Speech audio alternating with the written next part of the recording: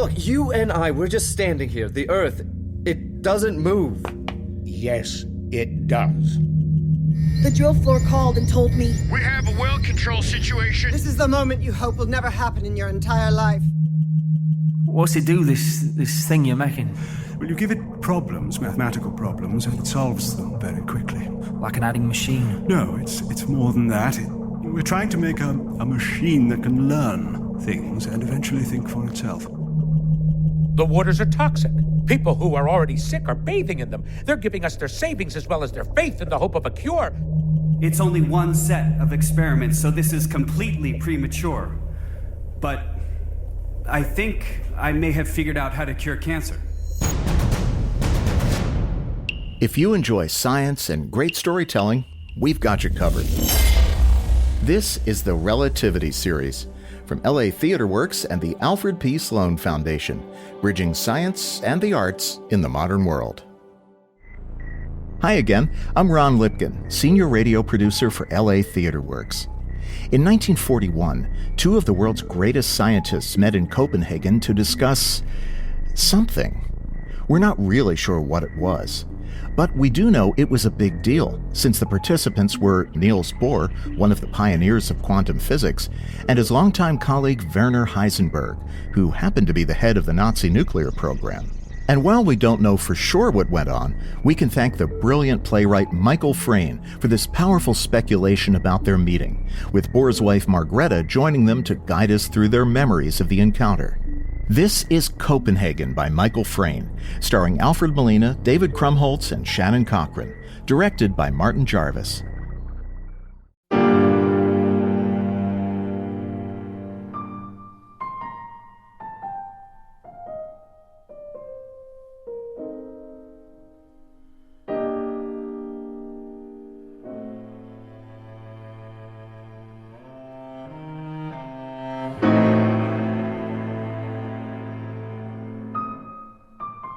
But why? You're still thinking about it? Why did he come to Copenhagen? Does it matter, my love, now that we're all three of us dead and gone? Some questions remain long after their owners have died, lingering like ghosts, looking for the answers they never found in life. Some questions have no answers to find. Why did he come? What was he trying to tell you? He did explain later. He explained over and over again. Each time he explained, it became more obscure. It was probably very simple. When you come right down to it, he wanted to have a talk. A talk? To the enemy? In the middle of a war? Margrethe, my love, we were scarcely the enemy. It was 1941. Heisenberg was one of our oldest friends. Heisenberg was German. We were Danes. We were under German occupation. It put us in a difficult position, certainly. I've never seen you as angry with anyone as you were with Heisenberg that night. Not to disagree, but I believe I remained remarkably calm. I know when you're angry. It was as difficult for him as it was for us. So why did he do it? Now that no one can be hurt, now that no one can be betrayed. I doubt if he ever really knew himself. And he wasn't a friend, not after that visit. That was the end of the famous friendship between Niels Bohr and Werner Heisenberg. Now that we're all dead and gone, yes. And there are only two things the world remembers about me.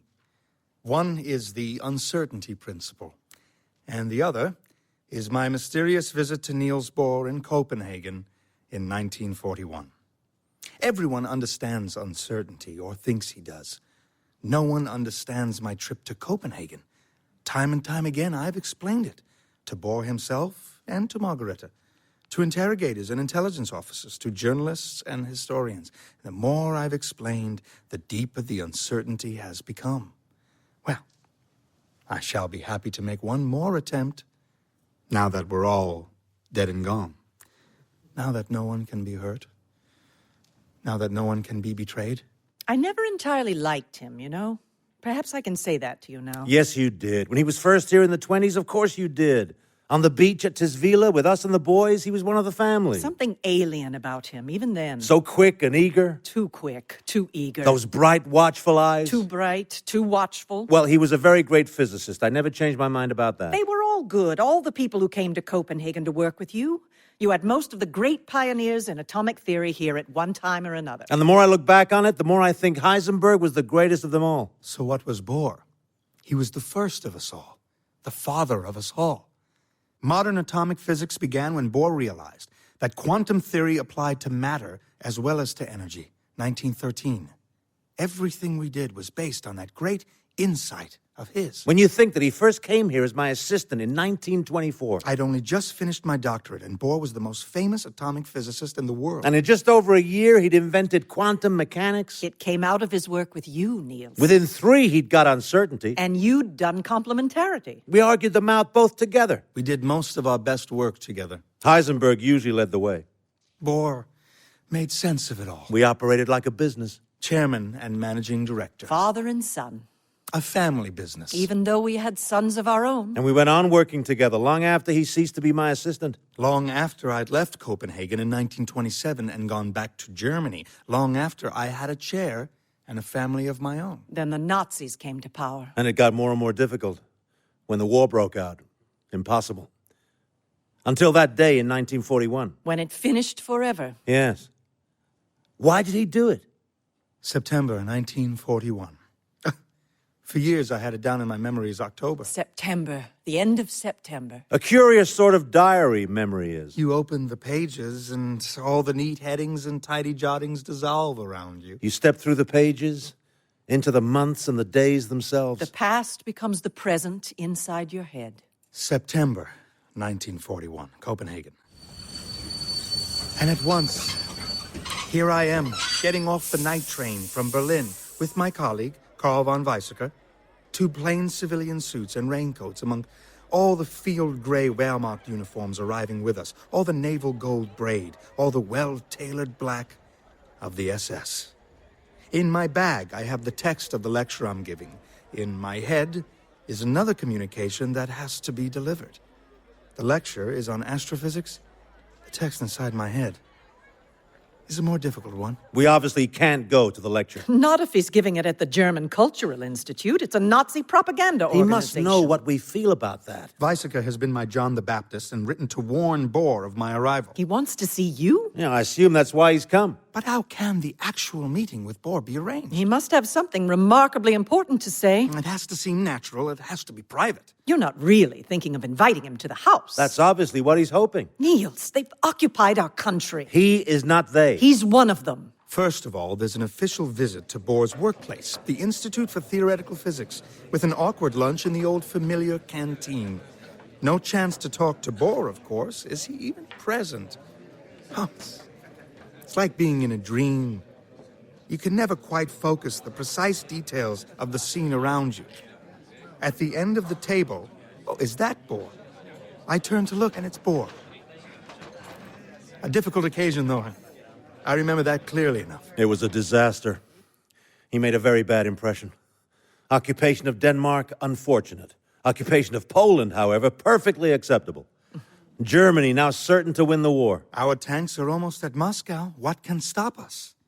Well, one thing, perhaps. One thing. He knows he's being watched, of course. One must remember that. He has to be careful about what he says. Or he won't be allowed to travel abroad again. My love, the Gestapo planted microphones in his house. He told Gutschmidt when he was in America. The SS brought him in for interrogation in the basement at the Prince Albertstrasse. And then they let him go again. I wonder if they suspect for one moment how painful it was to get permission for this trip. The humiliating appeals to the party, the demeaning efforts to have strings pulled by our friends in the Foreign Office. How did he seem at the lunch? Is he greatly changed? A little older. I still think of him as a boy. He's nearly 40. A middle-aged professor, fast catching up with the rest of us. You still want to invite him here? Well, let's add up the arguments on either side in a reasonably scientific way. Firstly, Heisenberg is a friend. Firstly, Heisenberg is a German. A white Jew. That's what the Nazis called him. He taught so-called Jewish physics and refused to stop. He stuck with Einstein and relativity in spite of the most terrible attacks. All the real Jews have lost their jobs. He's still teaching. He's still teaching relativity. Still a professor at Leipzig. At Leipzig, yes, not at Munich. They kept him out of the chair at Munich. He could have been at Columbia. Or Chicago. He had offers from both. He wouldn't leave Germany. Well, he wants to be there to rebuild German science when Hitler's gone.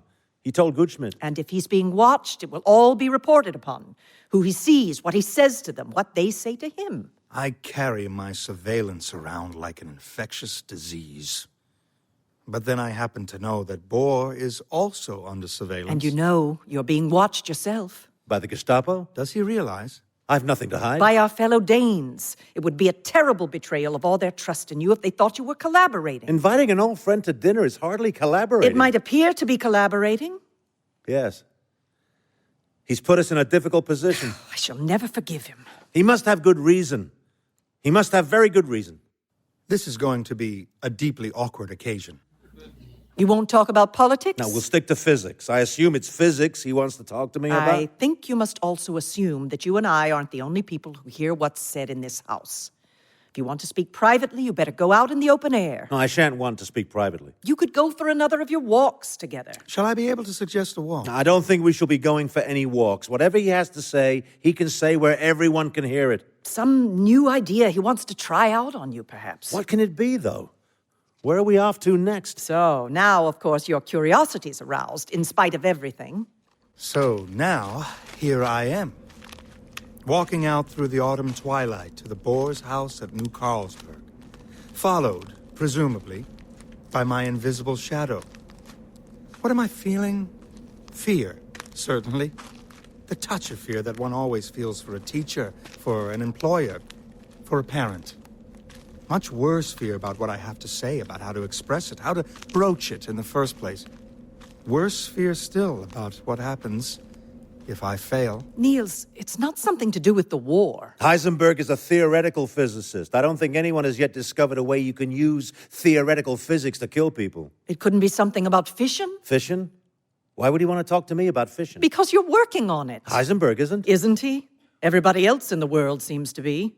And you're the acknowledged authority. He hasn't published on fission. It was Heisenberg who did all the original work on the physics of the nucleus. And he consulted you then. He consulted you at every step. That was back in 1932. Fission's only been around for the last 3 years. But if the Germans were developing some kind of weapon based on nuclear fission... My love, no one is going to develop a weapon based on nuclear fission. But if the Germans were trying to, Heisenberg would be involved. Well, there's no shortage of good German physicists. There's no shortage of good German physicists in America or Britain. The Jews have gone, obviously. Einstein, Wolfgang Pauli, Max Born, Otto Frisch, Lisa Meitner. We led the world in theoretical physics. Once. So who is there still working in Germany? Sommerfeld, of course, von Lau. Old men. Wirtz, Hartek. Heisenberg is head and shoulders above all of them. Otto Hahn, he's still there. He discovered fission after all. Hahn's a chemist. I thought that what Hahn discovered was that Enrico Fermi had discovered it in Rome 4 years earlier. Yeah, he just didn't realize it was fission. Didn't occur to anyone that the uranium atom might have split and turned into 2 atoms of barium. Not until Hahn and Strassmann did the analysis and detected the barium. Fermi's in Chicago. His wife's Jewish. So Heisenberg would be in charge of the work? Margrethe, there is no work. John Wheeler and I did it all in 1939. One of the implications of our paper is that there's no way in the foreseeable future in which fission can be used to produce any kind of weapon. Then why is everyone still working on it? Because there's an element of magic about it. You fire a neutron at the nucleus of a uranium atom and it splits into 2 atoms of barium. It's what the alchemists were trying to do. Turn one element into another. So why is he coming? Now your curiosity's aroused. My forebodings. I crunch over the familiar gravel to the Bohr's front door and tug at the familiar bell pull. Fear, yes, and another sensation that's become painfully familiar over the past year. A mixture of self-importance and sheer helpless absurdity. That of all the 2,000 million people in the world, I'm the one who's been charged with this impossible responsibility. The heavy door swings open. My dear Heisenberg. My dear Bohr. Come in. Come in. And of course, as soon as they catch sight of each other, all their caution disappears. The old flames leap up from the ashes, if we can just negotiate all the treacherous little opening civilities. I'm so touched you felt able to ask me. We must try to go on behaving like human beings. I realize how awkward it is. We scarcely had a chance to do more than shake hands at lunch the other day. And Margrethe I haven't seen. Since you were here 4 years ago. Niels is right. You look older. I had been hoping to see you both in 1938 at the Congress in Warsaw. I believe you had some personal trouble. A little business in Berlin. In the Prince Albert Strasse. Slight misunderstanding. We heard, yeah. I'm so sorry. Those things happen. The question is now resolved, happily resolved. Entirely resolved. We should all have met in Zurich. In September 1939. And of course, sadly. Sadly for us as well. A lot more sadly still for many people. Yes, indeed. Well, there it is. What can I say? What can any of us say in the present circumstances? No. And your sons? Well, thank you. Elizabeth, the children? Very well. Oh, they send their love, of course. They wanted so much to see each other in spite of everything. But now the moment has come. They're so busy avoiding each other's eye that they can scarcely see each other at all. I wonder if you realize how much it means to me to be back here in Copenhagen, in this house. I have become rather isolated in these last few years. I can imagine. Me, he scarcely notices. I watch him discreetly from behind my expression of polite interest as he struggles on. Have things here been difficult? Difficult? Of course, he has to ask. He has to get it out of the way. Difficult? Well, what can I say? We've not so far been treated to the gross abuses that have occurred elsewhere. The race laws have not been enforced. Yet? A few months ago, they started deporting communists and other anti-German elements. But you personally? Have been left strictly alone. I've been anxious about you. That's kind of you. No call for sleepless nights in Leipzig so far, though. Another silence. He's done his duty. Now he can begin to steer the conversation round to pleasanter subjects. Are you still sailing? Sailing? Not a good start. No, no sailing. Oh, the sound is... Mind. Of course. I assume he won't ask if Niels has been skiing. Have you managed to get some skiing? Skiing in Denmark? In Norway. You used to go to Norway. I did, yes. Oh, but since Norway is also... well... Occupied? Yes, that might make it easier. In fact, I suppose we could vacation almost anywhere in Europe now. I'm sorry, I hadn't thought of it in quite those terms. Now, perhaps I'm being a little oversensitive. No, of course not. I should have thought. He must almost be starting to wish he was back in the Prince Albertstrasse. I don't suppose you feel you could ever come to Germany. The boy's an idiot. My dear Heisenberg, it would be an easy mistake to make to think that the citizens of a small nation overrun, wantonly and cruelly overrun by its more powerful neighbor, don't have exactly the same feelings of national pride as their conquerors. Exactly the same love of their country. Niels, we agreed. To talk about physics, yes. Not about politics. I'm sorry. No.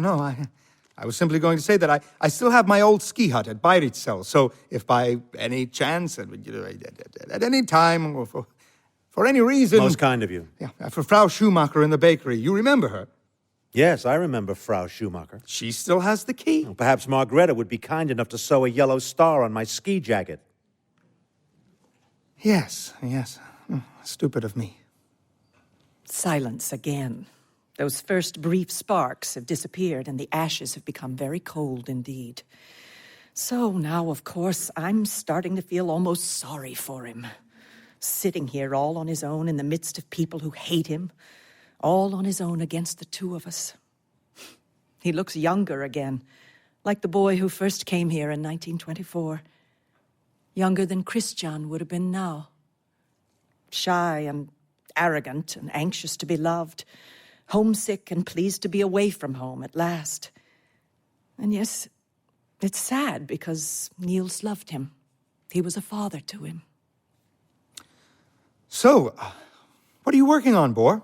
And all he can do is press forward. Fission, mostly. I saw a couple of papers in the Physical Review, the velocity-range relations of fission fragments. And something about the interaction of nuclei with deuterons. And you? Various things. Fission? I sometimes feel very envious of your cyclotron. Why? Are you working on fission yourself? There are over 30 cyclotrons in the United States, whereas in the whole of Germany, well...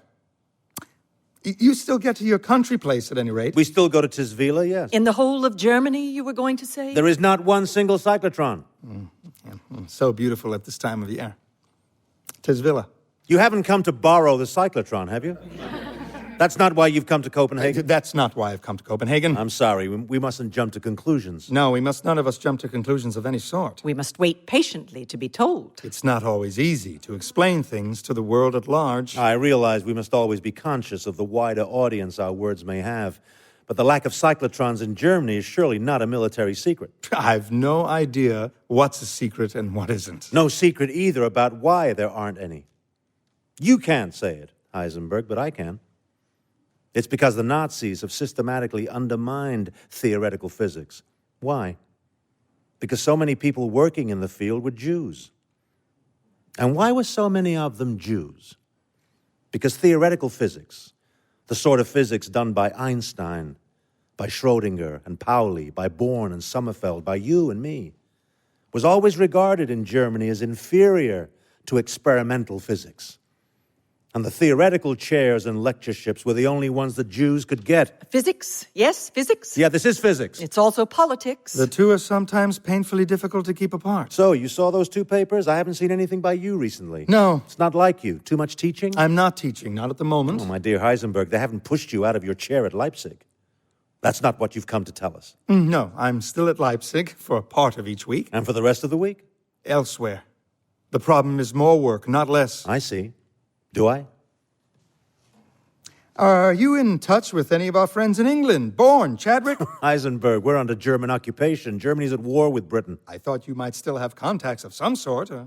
Or people in America. Well, we're not at war with America. Yet. You've heard nothing from Pauli in Princeton, Gutschmidt, Fermi?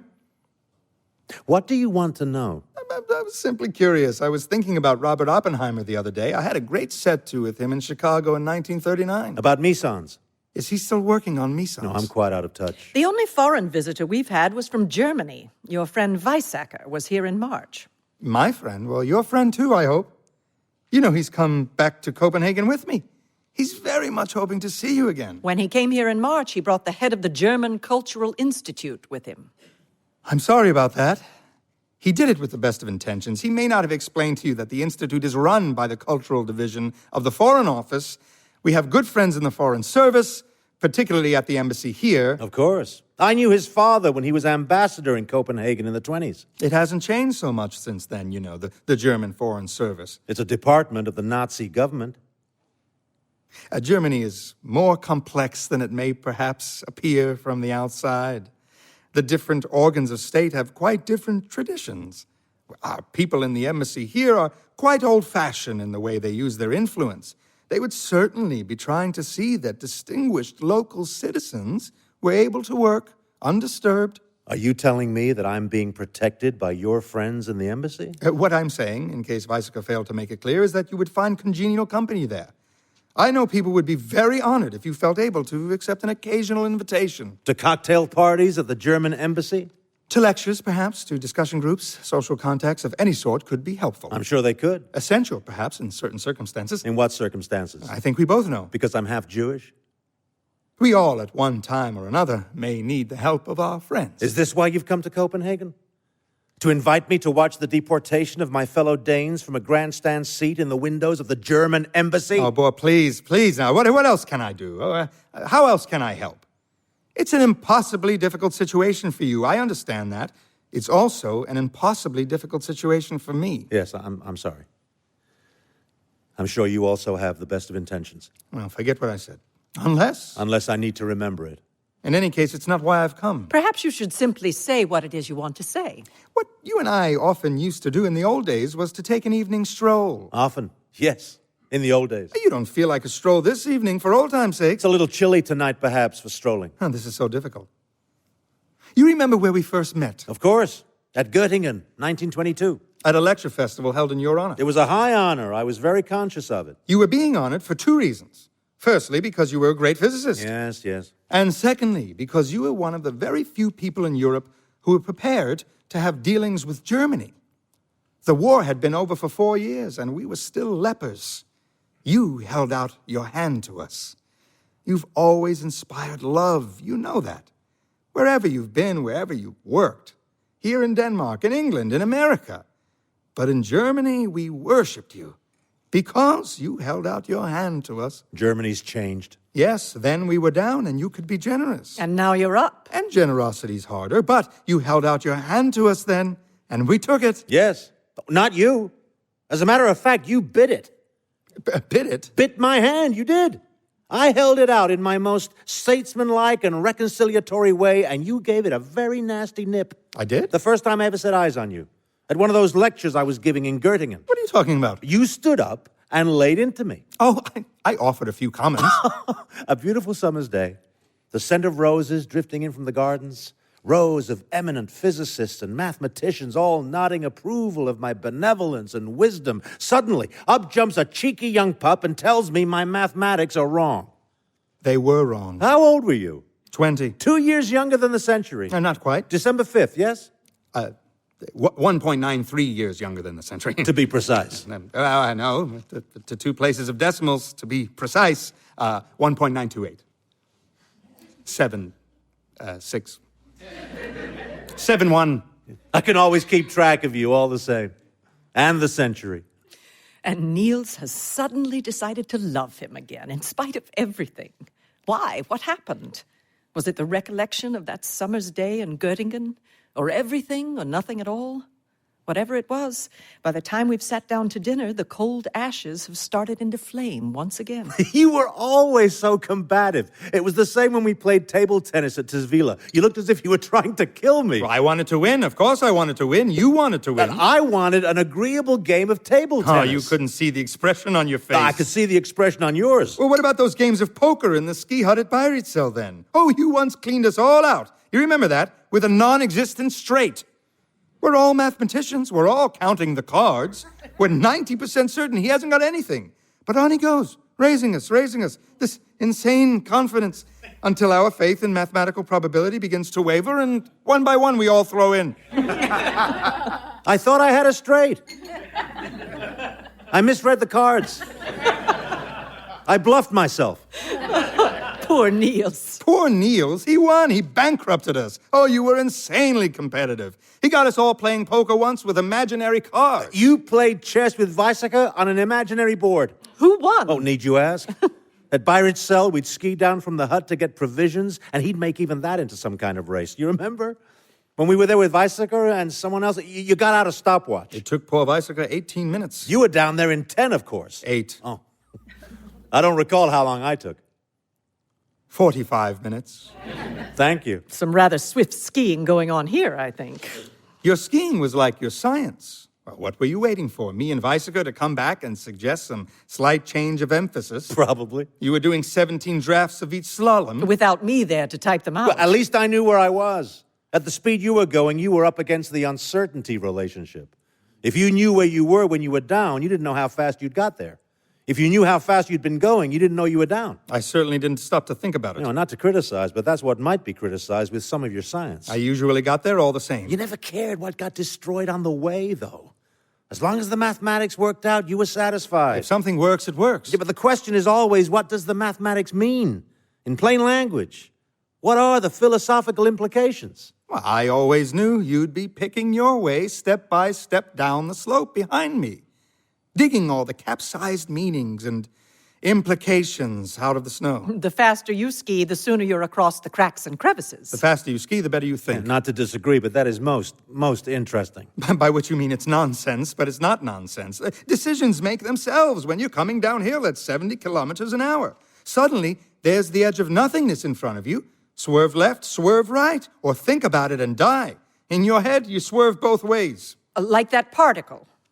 What particle? The one you said goes through 2 different slits at the same time? Oh, in our old thought experiment, yes. Or Schrodinger's wretched cat. That's alive and dead at the same time. Poor beast. Oh, my love, it was an imaginary cat. I know. Locked away with an imaginary file of cyanide. I know. So the particle's here, the particle's there. Well, the cat's alive, the cat's dead. You swerved left, you swerved right. Until the experiment is over. Well, this is the point. Until the sealed chamber is opened, the abyss detoured, and it turns out that the particle has met itself again. The cat's dead. And you're alive. No, not so fast, Heisenberg. The swerve itself was the decision. Not so fast, not so fast. Isn't that how you shot Hendrik Casimir dead?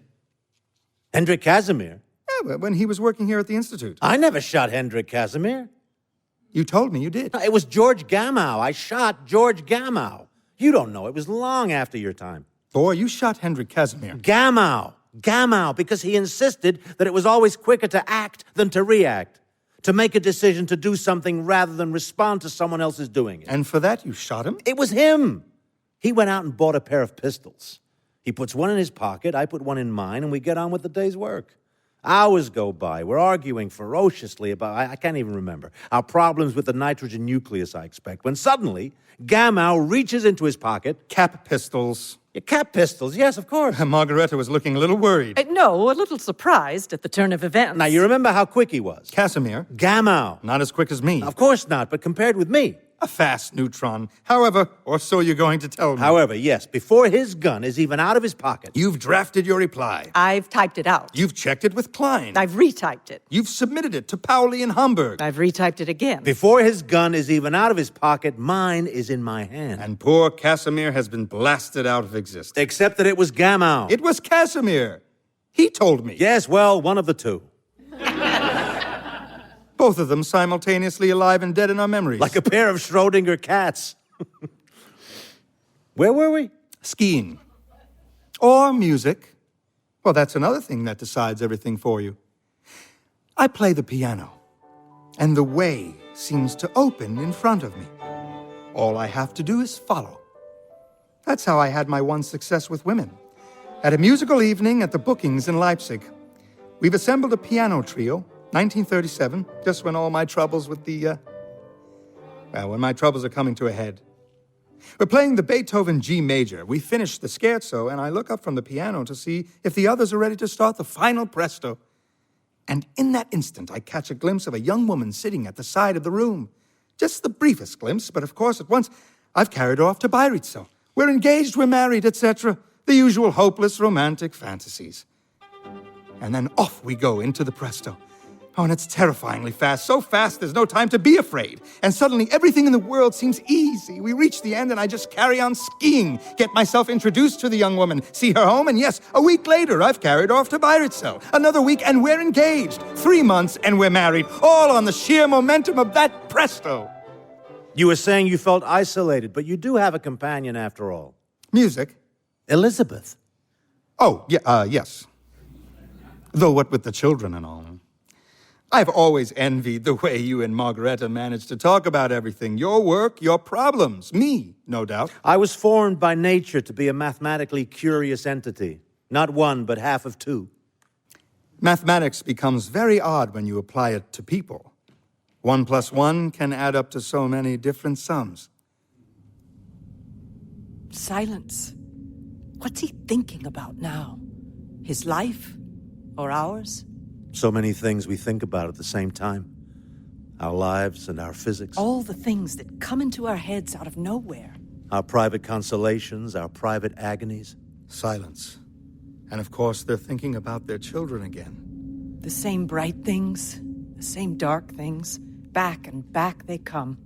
Their 4 children living, and their 2 children dead. Harold, lying alone in that ward. She's thinking about Christian and Harold. The 2 lost boys, Harold. All those years alone in that terrible ward. And Christian, the firstborn, the eldest son. And once again, I see those same few moments that I see every day.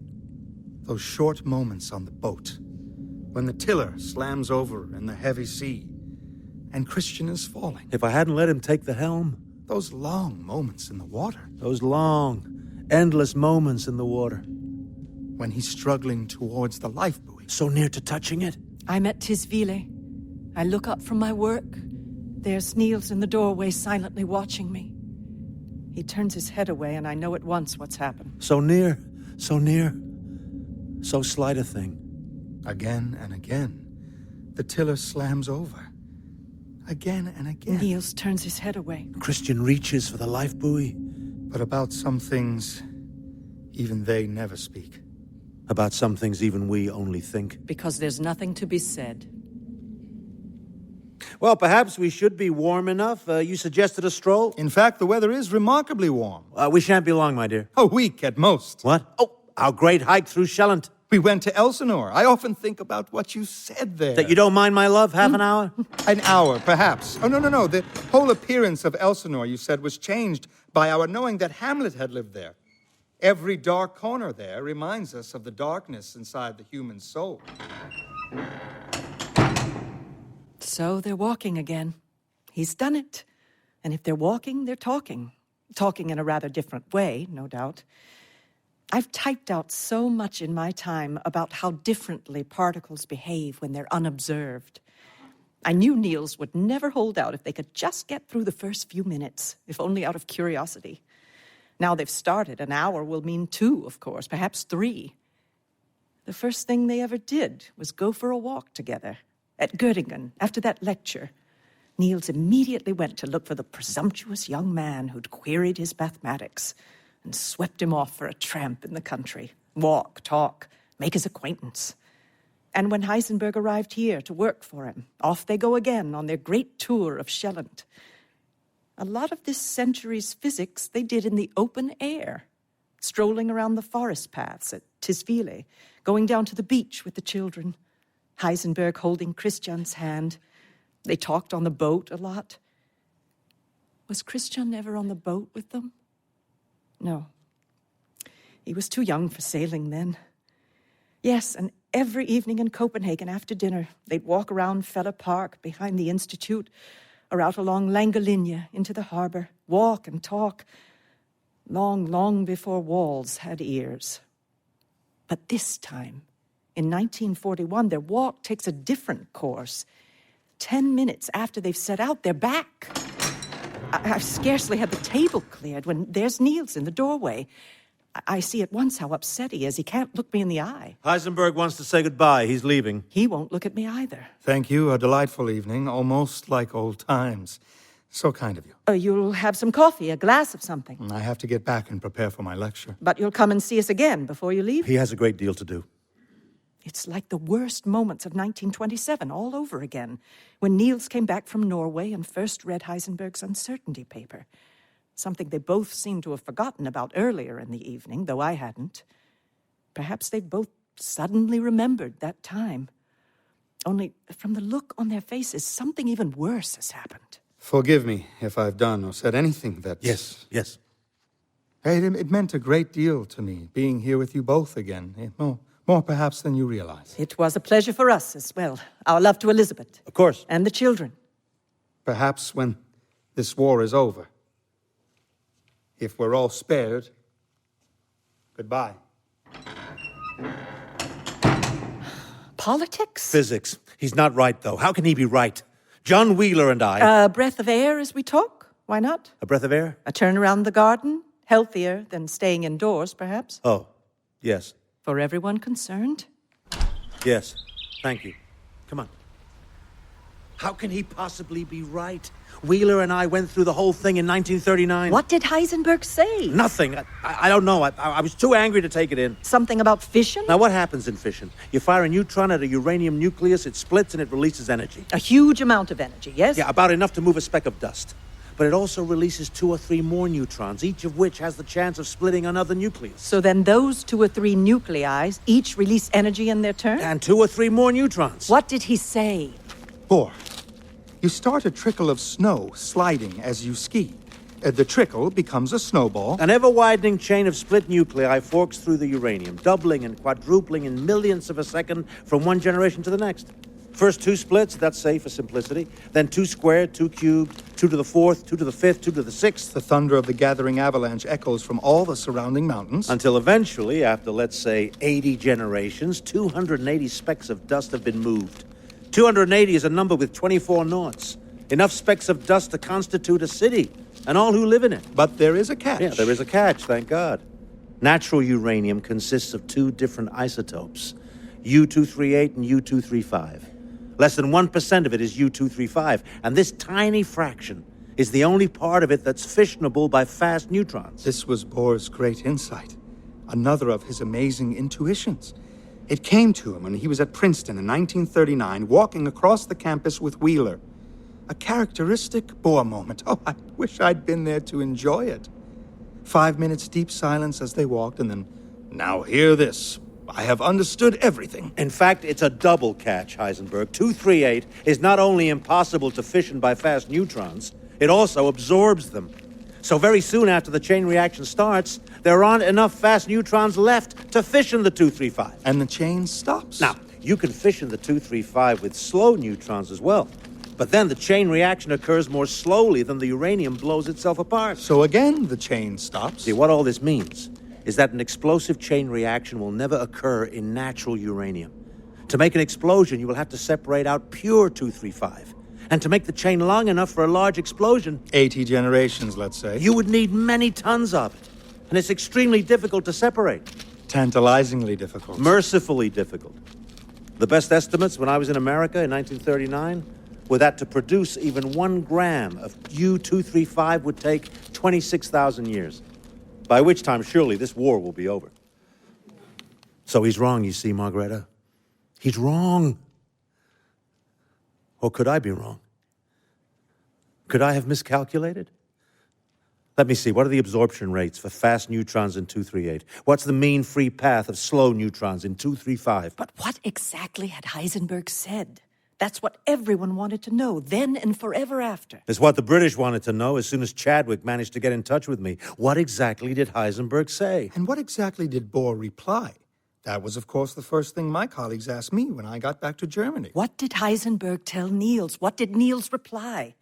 The person who wanted to know most of all was Heisenberg himself. You mean when he came back to Copenhagen after the war in 1947? Yes, escorted this time not by unseen agents of the Gestapo, but by a very conspicuous minder from British intelligence. I think he wanted various things. 2 things. Food parcels. For his family in Germany, they were on the verge of starvation. And for you to agree what you'd said to each other in 1941. In 1947, the conversation went wrong almost as fast as it did before. You couldn't even agree where you'd walked that night in 41. Where we walked? Feller Park, of course, where we went so often in the old days. But Feller Park is behind the Institute, 8 or 9 kilometers away from where we live. I can see the drift of autumn leaves under the street lamps next to the bandstand. Yes, because you remember it as October. And it was September. No fallen leaves. And it was 1941. No street lamps. I thought we hadn't got any further than my study. What I can see is the drift of papers under the reading lamp on my desk. We must have been outside. What I was going to say was treasonable. If I'd been overheard, I'd have been executed. So what was this mysterious thing you said? Well, there's no mystery about it. There was never any mystery. I remember it absolutely clearly because my life was at stake, and I chose my words very carefully. I simply asked you if, as a physicist, one had the moral right to work on the practical exploitation of atomic energy. Yes?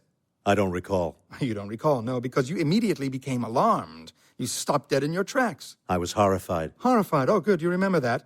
You stood there gazing at me, horrified. Because the implication was obvious that you were working on it. And you jumped to the conclusion that I was trying to provide Hitler with nuclear weapons. And you were. No! A reactor. That's what we were trying to build. A machine to produce power, to generate electricity, to drive ships. You didn't say anything about a reactor. I didn't say anything about anything. Not in so many words. I couldn't. I'd no idea how much could be overheard, how much you'd repeat to others. But then I asked you if you actually thought that uranium fission could be used for the construction of weapons. Ah, it's coming back. And I clearly remember what you replied. I said I now knew that it could be. This is what really horrified me. Because you'd always been confident that weapons would need 235, and that we could never separate enough of it. A reactor, yes, maybe, because there, it's not going to blow itself apart. You can keep the chain reaction going with slow neutrons in natural uranium. What we'd realized, though, was that if we could once get the reactor going, the 238 in the natural uranium would absorb the fast neutrons. Exactly as you predicted in 1939. Well, everything we were doing was based on that fundamental insight of yours. The 238 would absorb the fast neutrons and would be transformed by them into a new element altogether. Plutonium. Plutonium. Oh, I should have worked it out for myself. If we could build a reactor, we could build bombs. That's what had brought me to Copenhagen, but none of this I could say.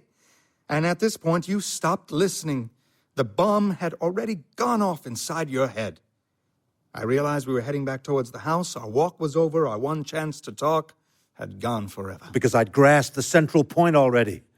That one way or another, you saw the possibility of supplying Hitler with nuclear weapons. You grasped at least 4 different central points, all of them wrong. You told Rosenthal that I'd tried to pick your brains about fission. You told Weisskopf that I'd asked you what you knew about the Allied nuclear program. Chadwick thought I was hoping to persuade you that there was no German program. But then you seem to have told some people that I tried to recruit you to work on it. Very well. Let's start all over again, from the beginning.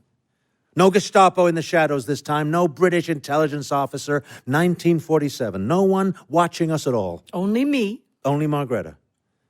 We're going to make the whole thing clear to Margrethe. You know how strongly I believe that we don't do science for ourselves. That we do it so we can explain to others. In plain language? In plain language. Not your view, I know. You'd be happy to describe what you were up to in purely differential equations if you could. But for Margrethe's sake. Plain language. Plain language. All right, so here we are. Walking along the street once more. And this time I'm absolutely calm. I'm listening intently. What is it you want to say? It's not just what I want to say. The whole German nuclear team in Berlin. Well, not Diebner, of course, not the Nazis, but Weizsäcker, Hahn, Wirtz, Jensen, Houtemans. They all wanted me to come and discuss it with you. We all see you as kind of a spiritual father. The Pope. That's what you used to call Niels behind his back. And now you want him to give you absolution. Absolution? No. According to your colleague, Jensen. Absolution is the last thing I want. You told one historian that Jensen had expressed it perfectly. Did I? Absolution. Is that what I've come for? It's like trying to remember who was at that lunch you gave me at the Institute.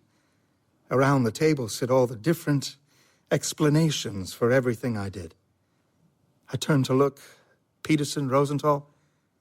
And yes, now the word absolution is taking its place among them all. Though I thought absolution was granted for sins past and repented, not for sins intended and yet to be committed. Exactly, that's why I was so shocked. You were shocked? Because you did give me absolution. Well, that's exactly what you did. As we were hurrying back to the house, you muttered something about everyone in wartime being obliged to do his best for his own country. Yes? Heaven knows what I said. But now here I am.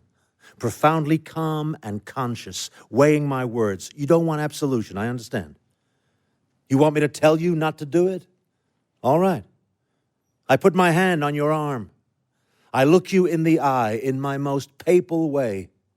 Go back to Germany, Heisenberg. Gather your colleagues together in the laboratory. The whole team, Weizsäcker, Hahn, Wirtz, Jensen, Houtemans, all the assistants, all the technicians, get up on a table and tell them. Niels Bohr says that in his considered judgment, supplying a homicidal maniac with an improved instrument of mass murder is, what shall I say? An interesting idea. No, not even an interesting idea. A really rather seriously uninteresting idea. And what happens? You all fling down your Geiger counters? Obviously not. Because they'll arrest you. Whether they arrest us or not, it won't make any difference. In fact, it will make things worse. I'm running my program for the Kaiser Wilhelm Institute, but there's a rival one at Army Ordnance run by Kurt Diebner, and he's a party member. Well, if I go, they'll simply get Diebner to take over my program as well. He should be running it anyway. Wirtz and the rest of them only smuggled me in to keep Diebner and the Nazis out of it. My one hope is to remain in control. So you don't want me to say yes, and you don't want me to say no. What I want is for you to listen carefully to what I'm going on to say next, instead of running off down the street like a madman, as you did. Very well. Here I am. Walking very slowly and popishly. 1941. And I listen most carefully as you tell me that nuclear weapons will require an enormous technical effort. That's true. That they will suck up huge resources. Huge resources, certainly. That sooner or later governments will have to turn to scientists and ask them whether it's worth committing those resources, whether there's any hope of producing the weapons in time for them to be used. Of course, but... Wait. So they will have to come to you and me. We are the ones who will have to advise them whether to go ahead or not. In the end, the decision will be in our hands, whether we like it or not. And that's what you want to tell me? That's what I want to tell you. That's why you've come all this way with so much difficulty? That's why you've thrown away nearly 20 years of friendship simply to tell me that? Simply to tell you that. But Heisenberg, this is more mysterious than ever. What are you telling it me for? What am I supposed to do about it? The government of occupied Denmark isn't going to come to me and ask me whether we should produce nuclear weapons. No, but sooner or later, if I manage to remain in control of our program, the German government is going to come to me. They will ask me whether to continue or not. I will have to decide what to tell them. Then you have an easy way out of your difficulties. You tell them the simple truth that you've just told me. You tell them how difficult it will be, and perhaps they'll be discouraged. Perhaps they'll lose interest. But, Bohr, where will that lead? What will be the consequences if we manage to fail? What can I possibly tell you that you can't tell yourself? There was a report in a Stockholm paper that the Americans are working on an atomic bomb. Oh, now it comes. Now I understand everything. You think I have contact with the Americans? You may. It's just conceivable. Well, if anyone in occupied Europe does, it will be you. So you do want to know about the Allied nuclear program? I simply want to know if there is one, some hint, some clue. I've just betrayed my country and risked my life to warn you of the German program. And now I'm to return the compliment? Bohr, I have to know. I'm the one who has to decide. If the Allies are building a bomb, what am I choosing for my country? You said it would be easy to imagine that one might have less love for one's country if it's small and defenseless. Yes. And it would be another easy mistake to make, to think that one loved one's country less because it happened to be in the wrong. Germany is where I was born.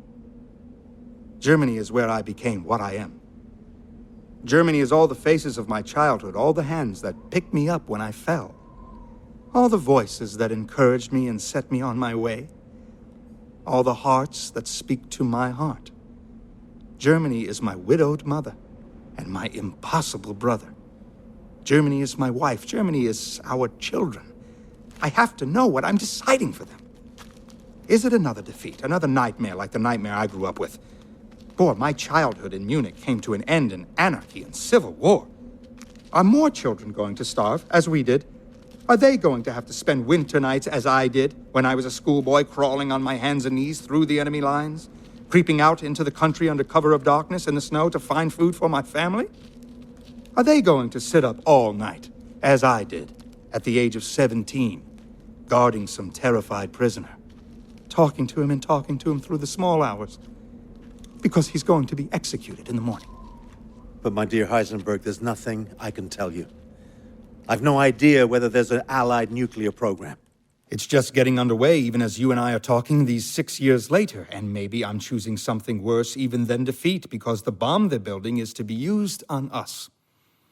On the evening of Hiroshima, Oppenheimer said it was his one regret, that they hadn't produced the bomb in time to use on Germany. He tormented himself afterwards. Afterwards, yes. At least we tormented ourselves a little beforehand. Did a single one of them stop to think, even for one brief moment, about what they were doing? Did Oppenheimer, did Fermi or Teller or Gillard, did Einstein when he wrote to Roosevelt in 1939 and urged him to finance research on the bomb? Did you, when you escaped from Copenhagen 2 years later and went to Los Alamos? My dear good Heisenberg, we weren't supplying the bomb to Hitler. You weren't dropping it on Hitler either. You were dropping it on anyone who was in reach. On old men and women in the street. On mothers and their children. And if you'd produced it in time, they would have been my fellow countrymen, my wife, my children. That was the intention. Yes? That was the intention. You never had the slightest conception of what happens when bombs are dropped on cities. Even conventional bombs. None of you ever experienced it. Not a single one of you. I walked back from the center of Berlin to the suburbs one night after one of the big raids. No transport moving, of course, the whole city on fire. Even the puddles in the streets are burning. They're puddles of molten phosphorus. It gets on your shoes like some kind of incandescent dog muck. I have to keep scraping it off, as if the streets have been fouled by the hounds of hell.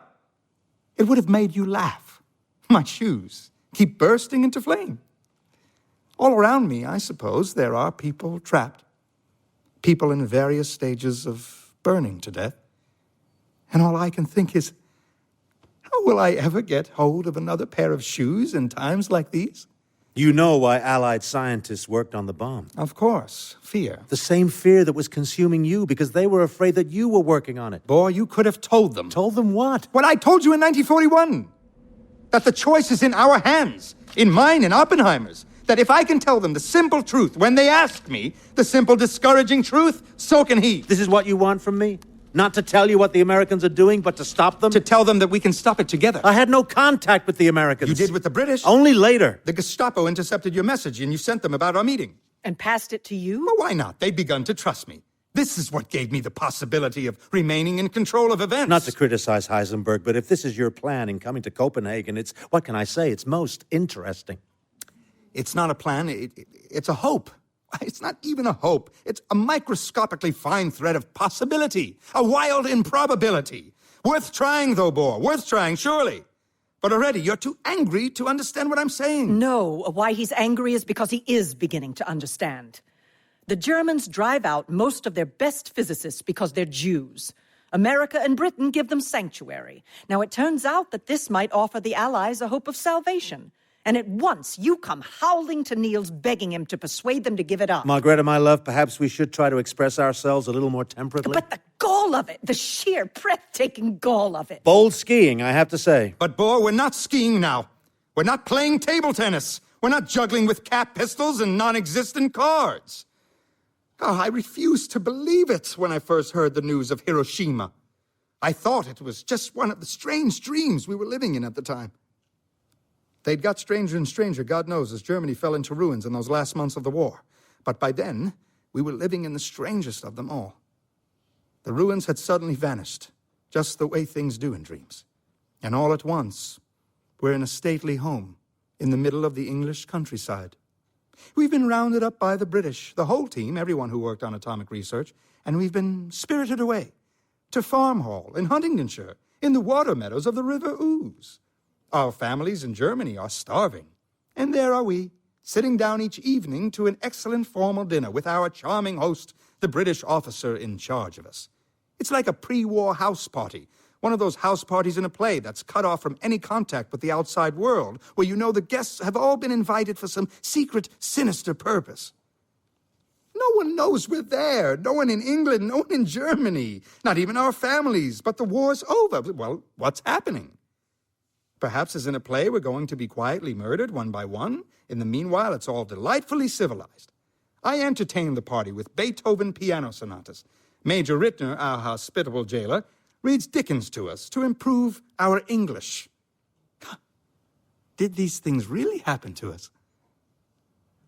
We wait for the point of it all to be revealed to us, then one evening it is, and it's even more grotesque than the one we were fearing. It's on the radio. You have actually done the deed that we were tormenting ourselves about. And that's why we're there, dining with our gracious host, listening to our Dickens. We've been kept locked up to stop us discussing the subject with anyone until it's too late. When Major Rittner tells us, I simply refuse to believe it until I hear it with my own ears on the 9 o'clock news. We'd no idea how far ahead you'd got. I can't describe the effect it has on us. You play happily with your toy cap pistol, then someone else picks it up and pulls the trigger, and all at once there's blood everywhere, and people screaming, because it wasn't a toy at all. We sit up half the night, talking about it, trying to take it in. We're all literally in shock. Because it had been done, or because it wasn't you who'd done it? Both. Both. Otto Hahn wants to kill himself because it was he who discovered fission, and he can see the blood on his hands. Gerlach, our old Nazi coordinator, also wants to die because his hands are so shamefully clean. You've done it, though. You've built the bomb. Yes. And you've used it on a living target.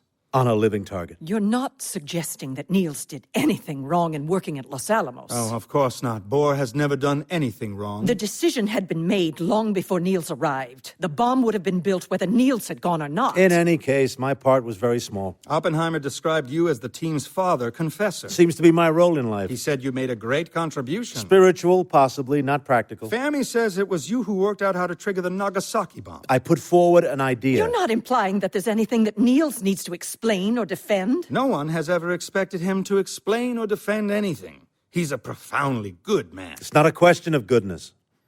I was spared the decision. Yes, and I was not. So explaining and defending myself was how I spent the last 30 years of my life. When I went to America in 1949, a lot of physicists wouldn't even shake my hand. Hands that had actually built the bomb wouldn't touch mine. Now, let me tell you, if you think you're making it any clearer to me now, you're not. Margrethe, I understand his feelings. I don't. I'm as angry as you were before. It's so easy to make you feel conscience-stricken.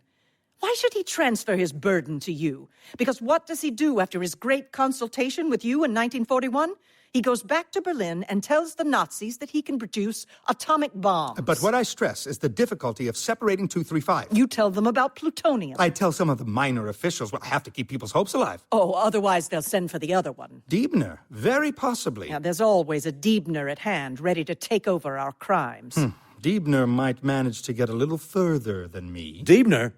Might. Just possibly might. No, he hasn't a quarter of your ability. Not a tenth of it. But he has 10 times the eagerness to do it. It might be a very different story if it's Diebner who puts the case at our meeting with Albert Speer instead of me. The famous meeting with Speer. Oh, but this is when it counts. I mean, this is the real moment of decision. It's June 1942, 9 months after my trip to Copenhagen. All research cancelled by Hitler unless it produces immediate results. And Speer is the sole arbiter of what will qualify. Now, we've just got the first sign that our reactor's going to work. Our first increase in neutrons. Not much, 13%, but it's a start. June 1942? You're slightly ahead of Fermi in Chicago. Only we don't know that, but the RAF have begun terror bombing. They've obliterated half of Lübeck and the whole center of Rostock and Cologne. We're desperate for new weapons to strike back with. If ever there's a moment to make our case, this is it. Oh, you don't ask him for the funding to continue? To continue with the reactor, of course I do. But I ask for so little that he doesn't take the program seriously. Do you tell him the reactor will produce plutonium? I don't tell him the reactor will produce plutonium. Not Speer, no. I don't tell him. A striking omission, I have to admit. And what happens? It works. He gives us barely enough money to keep the reactor program ticking over. And that is the end of the German atomic bomb. That is the end of it. You go on with the reactor, though. We go on with the reactor, of course, because now there's no risk of getting it running in time to produce enough plutonium for a bomb. No, we go on with the reactor, all right. We work like madmen on the reactor. We have to drag it all the way across Germany, from east to west, from Berlin to Swabia, to get it away from the bombing, to keep it out of the hands of the Russians. Diebner tries to hijack it on the way. We get it away from him, and we set it up in a little village in the Swabian Jura. This is Heigerloch. There's a natural shelter there. The village inn has a wine cellar cut into the base of a cliff. We dig a hole in the floor for the reactor, and I keep that program going. I keep it under my control until the bitter end. But Heisenberg, with respect now, with the greatest respect, you couldn't even keep the reactor under your control. That reactor was going to kill you. It wasn't put to the test. It never went critical. Thank God. Hambro and Perrin examined it after the Allied troops took over. They said it had no cadmium control rods. There was nothing to absorb any excessive neutrons, to slow the reaction down when it overheated. No rods, no. You believed the reaction would be self-limiting. That's what I originally believed. Heisenberg, the reaction would not have been self-limiting. By 1945, I understood that. So if you ever had got it to go critical, it would have melted down and vanished into the center of the Earth. Not at all. We had a lump of cadmium to hand. A lump of cadmium?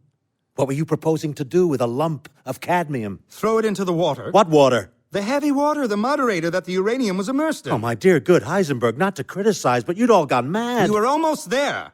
We had this fantastic neutron growth. We had 670% growth. You'd lost all contact with reality down in that hole. Another week, another fortnight, that's all we needed. It was only the arrival of the Allies that saved you. We'd almost reached the critical mass.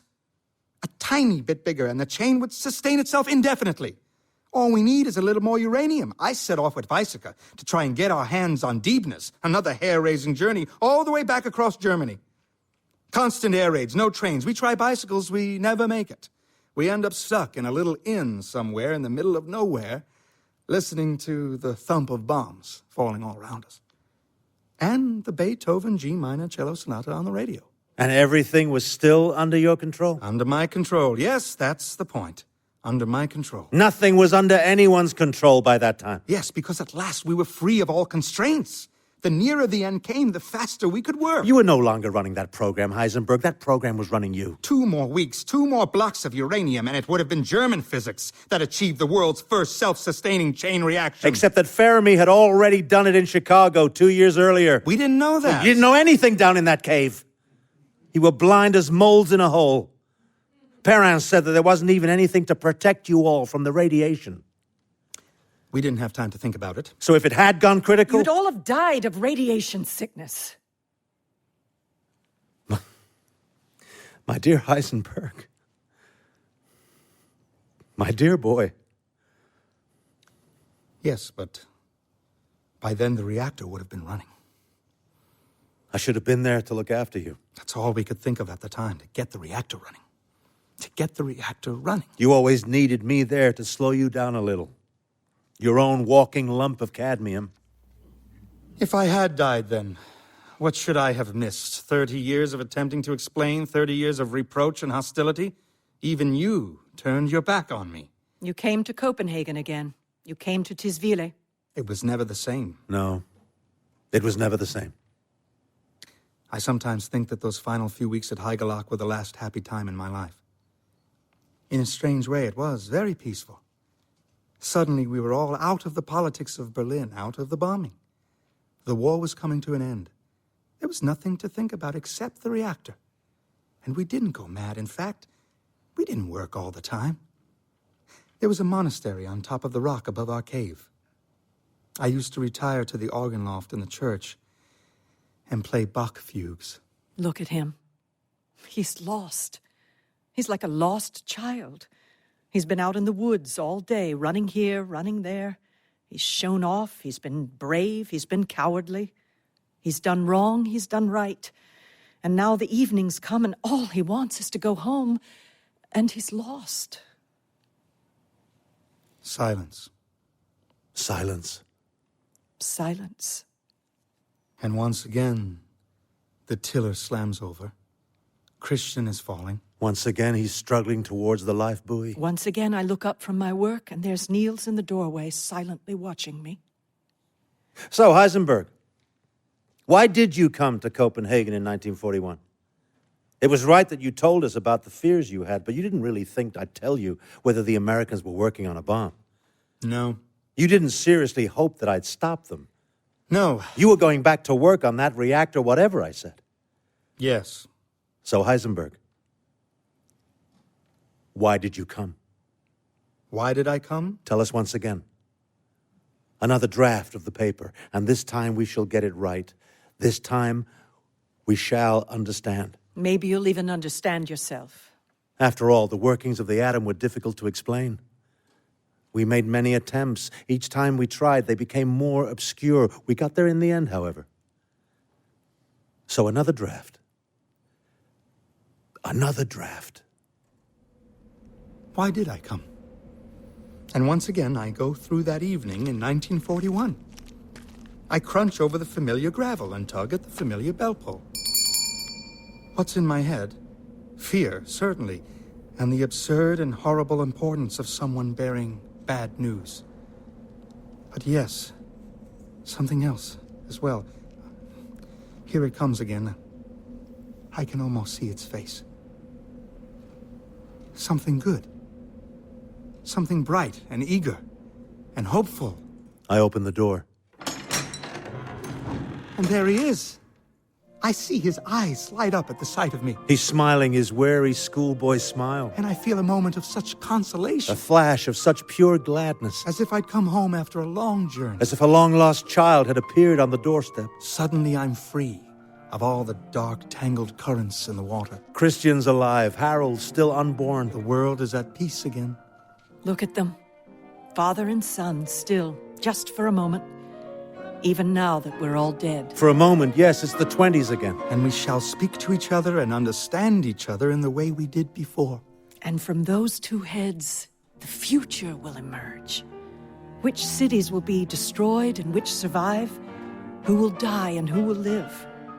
Which world will go down to obliteration and which will triumph? My dear Heisenberg. My dear Bohr. Come in. Come in.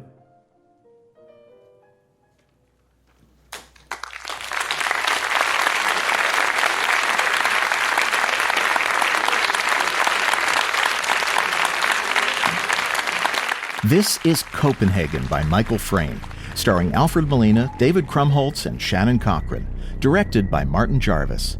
Episode 2's out right now. Subscribe wherever you listen to podcasts so you don't miss an episode of the Relativity Series. From LA Theater Works, Susan Lowenberg, producing director, and the Alfred P. Sloan Foundation, bridging science and the arts in the modern world.